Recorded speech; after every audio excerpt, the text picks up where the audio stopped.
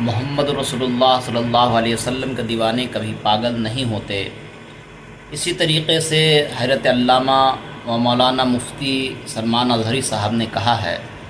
तो आप वीडियो को स्किप ना करें, वीडियो पे बने रहें और आखिर तक आप देखें कि अल्लामा मुफ्ती सलमान अज़हरी साहब ने क्या कहा है।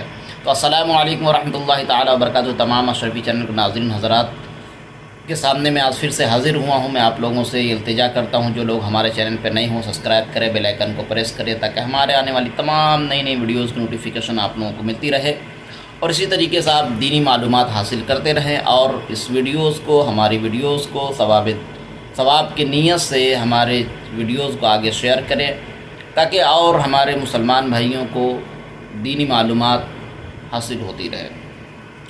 तो मेरे बुज़ुर्ग और दोस्तों, अब आप ये सुने कि अल्लामा मौलाना मुफ्ती सलमान अज़हरी साहब ने क्या कहा कि दीवाने तो दीवाने हुआ करते। रसूल पाक सल्लल्लाहु अलैहि वसल्लम के जो दीवाने होते हैं उनकी सोच, उनकी फ़िक्र बहुत ही आगे तक होती है। उन्होंने क्या कहा और क्या नहीं कहा आप ख़ुद सुने और इस वीडियोज़ पर बने रहें आखिर तक, तो आपको सारी बातें मालूम हो पाएंगी।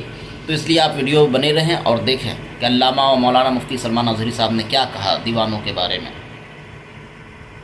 किसी भी मिलिट्री और फौज को तो कंट्रोल किया जा सकता है, दीवानों को कौन संभाल सकता है? दीवाना तो दीवाना है और बड़ा सोच समझ के दीवाना बना है, तो इनकी कंट्रोलिंग किसी के हाथ में नहीं होती। हम खुद भी इसमें पिस के ही आते हैं, हर दिन हमारा हाथ जख्मी रहता ही है, हम मुसाफे से सिर्फ। तो ये बात हम जानते हैं कि दीवानों को कोई कंट्रोल नहीं कर सकता। और इमाम राजी ने कहा था, जो हुजूर की मोहब्बत में रहता है वो कभी पागल नहीं होता। उन्होंने फरमाया था कि जो नबी पाक की मोहब्बत में होता है उसका दिमागी तवाज़ुन ख़राब नहीं होता, वो दीवाना नहीं होता। लेकिन साथ में एक जुमला और भी कहा है, और अगर कभी दीवाना बन गया तो सिर्फ उनके लिए बनता है, सिर्फ उनके लिए बनता है।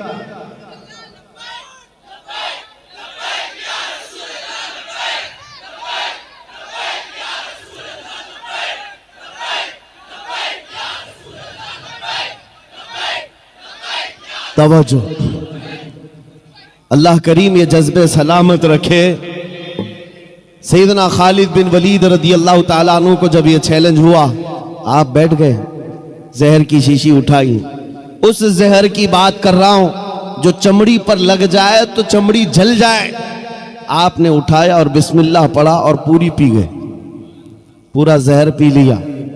ये मामूली बात नहीं है, अंतड़ियां कट जाती, हलक जल जाता, जुबान कट के गिरती, लेकिन कुछ नहीं हुआ। ईसाई गौर से देखते रहे, कुछ तो बगलें झांकते हुए कहने लगे जादू है, जादू है, जादू है।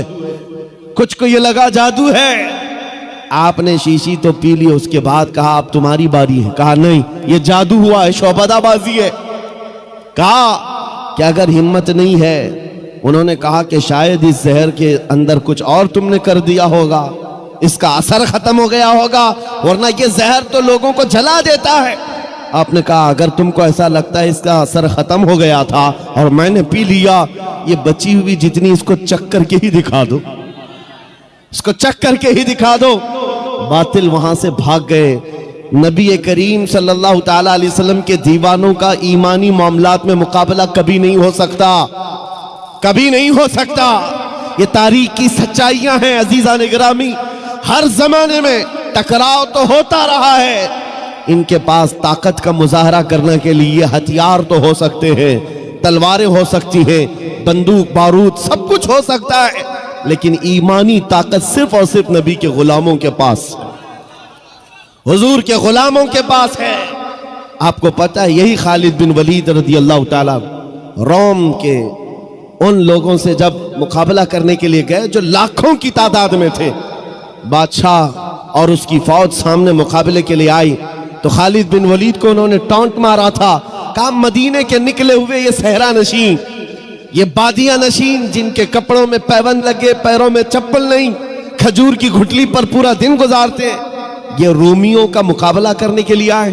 वो रूमी जो ठाट बाट से रहने वाले, ऐश और इशरत और शराब कदम पर रहने वाले, उन्होंने जब ये ताना मारा तो सैयदना खालिद बिन वलीद ने क्या कहा था पता है? रूम के बादशाह से कहा कि तुम उस कौम से मुकाबला करने के लिए आए हो जो तुम्हारी कौम शराब से जितनी मोहब्बत करती है उससे कई दर्जे ज्यादा मोहम्मद अरबी के गुलाम मौत से मोहब्बत करते हैं। तुमको शराब में जो नशा मिलता है वो हमें शहादत में मजा मिलता है। ये उस कौम से तुम टकरा रहे हो जिनके यहां मौत कोई हादसा नहीं, अरे वहां तो बढ़ बढ़ करके लोग आया करते थे, बढ़ करके आया करते। दुनिया को इसी बात का डर है। मैं एक सवाल करता हूं आप सबसे, कभी सोचा आपने, कभी सोचा दिल पे हाथ रख करके बताओ, दुनिया की सबसे बड़ी सजा कुछ हो सकती है तो क्या होगी? मौत। इसके बाद क्या होगा? एक बार मौत आनी है और दुनिया डराती इसी बात से। मौत सबसे बड़ी चीज है, उसके बाद तो कुछ नहीं होना है। आदमी मर गया तो उसके साथ क्या किया जाएगा? बस एक ही दर्द है मौत का जिससे दुनिया खौफजदा है। और यही बात आपसे निकालना चाहते हैं। वो उनके लिए हादसा है जिनको मरने के बाद जलना है, जलना है, जलना है। मोमिन के लिए मौत हादसा नहीं, मोमिन के लिए मौत तोहफा है। इधर आंखें बंद हुई, उधर मुस्तफा की जियारत।